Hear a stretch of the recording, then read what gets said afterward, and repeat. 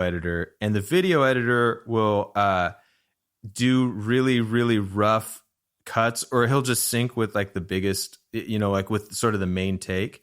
And then we've been picking takes based on the audio plus video, since like YouTube is kind of Scary Pockets is kind of a YouTube band. And so that's kind of how we pick our takes. And then after that, wait, do you mind explaining what that is? Because I'm not totally sure what you mean. Okay. So I've got the audio mix, and then we kind of shoot the sessions differently depending on where we are and whether it's COVID or not, and all that stuff. So yeah, sure. What Adam, our editor, he will sync. So let's say like we did 4 takes of a song. 3 of them are usable. One of them was the band's favorite take. Sometimes the band's favorite take and like the one that's musically the best isn't also the best on video. So what we do is we just do a rough sync. So we're kind of looking at like what the song kind of sounds like with what was there, and then looking at it with the video and picking which take we're actually going to use for release based on that. Got it. So it's kind of like based on the rough mix and the rough video, you say, this is the take now. Yeah, totally. That's interesting. Yeah, cool. Yeah. Like we didn't used to do that. We used to just pick it based on the best audio take. But like, sometimes visually there's something really compelling that it's worth having a mistake or something here or there. Yeah. And then so after that, then I take the songs, and then that's when I do like the real cleanup and make them presentable. Like, we're recording live. There's a lot of stuff that happens. I normally don't do a whole lot of like editing, but I will go in and just, just help. I want to make it sound as good as possible. And I don't want anybody to be distracted by, a chord or something that wasn't played, wasn't played right at all. We're arranging and recording in an hour and a half. There's no time for like perfection. That's how long the songs take. And so, I'll go in and just kind of clean that up and just do whatever I need to do. And then after that, in the last maybe 8 months or so, some of the songs will like send to a producer, and they'll take that audio and maybe add some parts and, maybe change some sounds and do some stuff like that. And then it'll get sent back and we'll mix. But like, we oscillate between that and then just mixing like what's there. So, we release a lot of songs. So it used to just be me mixing, and there's this other guy, Craig Pelasco, who mixes about half the stuff as well. So I take the stuff, clean it up, get it like to the point where it's ready to be dropped in a session and mixed, and I'll send it. Well, I mean, I don't really send it to myself. I normally put it in a different Pro Tools session. Yeah, I love that. Okay. Just totally. So I'm not thinking about the same stuff. And also, like, we record those days in one giant Pro Tools session, so it's like, like it's hours long. So it's just way better to put it in a new session. So I'll do that, and then I'll send it to Craig, or I'll send one to Craig, and I'll send one to me, and then we'll mix them. And our goal is to get all of the songs from the session done in about a month. So if it's a producer song, like that'll be like 2 weeks for production ish, and then 2 weeks for like mix to get it finalized. And I actually try to stick to that schedule, like no matter like what the release schedule is, because long term it ends up working out. So even if we have a backlog of like 3 months or something, it's still better to get stuff done quicker because the sessions keep coming. We're doing this every month. Like, right. You're just going to get overwhelmed. Yeah. It just, as a manager, just managing all that stuff, it's way better to think about like, 4 or 5 things rather than 12. Yeah. I'm totally with that. Yeah. If only I could like edit my podcast more in advance so that like I'm not just rushing the edit for the day of the release. I batch in advance. Like I'm good at that. I'm good at getting the interviews in advance, but editing is like always last minute. Oh yeah. And who wants to do that, Yeah. Yeah. Guilty. I hear you. Apparently. I hear you. Apparently. I don't want to, but I do it. Yep. Yeah. No, totally. So cool. So tell me a bit about, I guess, how. Well, you know what? Before we even do more mixing of Scary Pockets, I just let's go back to the recording bit because, you know, I know there's like mic techniques to get less bleed and like working with it. Like, what does the recording setup actually look like? And you know, what are some of those tried and true techniques that you use? Yeah, totally. So like these days, like sometimes we'll record in like a studio, and you know, stuff is more isolated, and I'll use, you know, DIs for stuff in the room, and I'll put guitar amps in an ISO and vocals in an ISO. And I think with those situations, like the recording techniques are a little more like standard. I have stuff that I like and specific things that I do, but you know, the more that I talk to other engineers, everybody kind of has a similar like starting point for a lot of things. You know, and then it's the tweaks that make it kind of your own. But for the like the live in the room stuff, so my buddy Ricky, who shoots the video, or you know, like he's been doing it for years, shoots video for Scary Pockets, had a relationship with AEA microphones, and they're a ribbon mic company, and he would just bring stuff to try out. And one of the cool things about ribbon microphones is that, with a few exceptions, they're mostly figure 8 pattern. And the great thing about figure 8 is that if you place them right, you can really, really do a good job eliminating the direct bleed by, you know, by controlling where the side is. So, you know, if I have a guitar amp in the room, what I can do is I can turn the amp so the side of the mic is like facing the drum kit. So you're not getting any of the direct drums from the side of the mic. Additionally, like over time, one of the mics I use a lot for vocals, and I kind of more and more insist on using it because I just have good luck with it, is I use the AEA KU5A a lot for vocals. And because we have that relationship with AEA, they like let us beta test it and stuff when we were using it and figuring it out. I actually remember seeing that mic in one of those videos and being like, I have never seen that mic before, and trying to figure out what it was. Yeah, it was one of very few at the time. Yeah. So the thing about that mic is that that's a super cardioid ribbon microphone. And super cardioid is awesome for trying to eliminate side bleed. And so there's a lot of the videos that you'll see where I put the singer kind of over the side where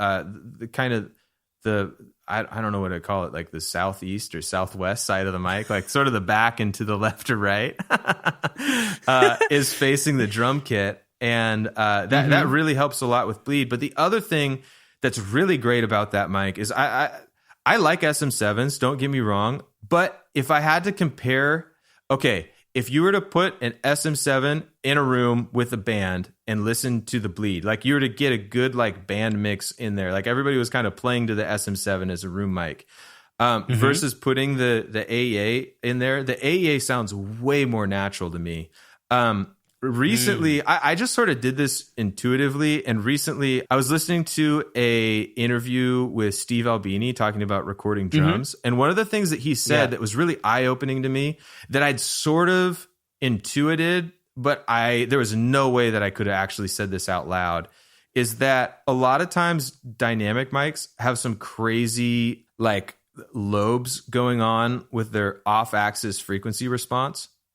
So in other words, when you're behind the mic, you're going to be like, sometimes you're going to be picking up crazy, like a ton of stuff at like 4K, and then you'll have almost like perfect rejection at 200, and you'll have like great rejection at, 1,000. And so you have this spike at 4K or whatever.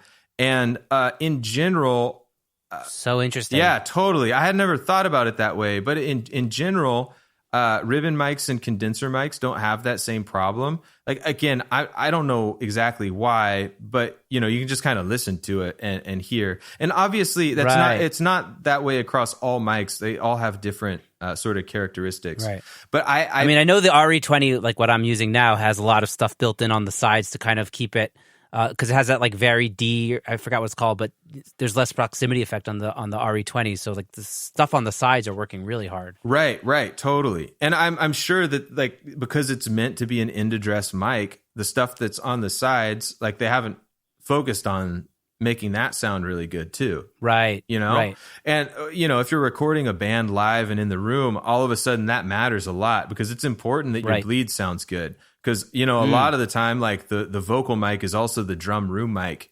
It's just kind of the way that it is. Yeah, for sure. Yeah. Yeah, that's so smart.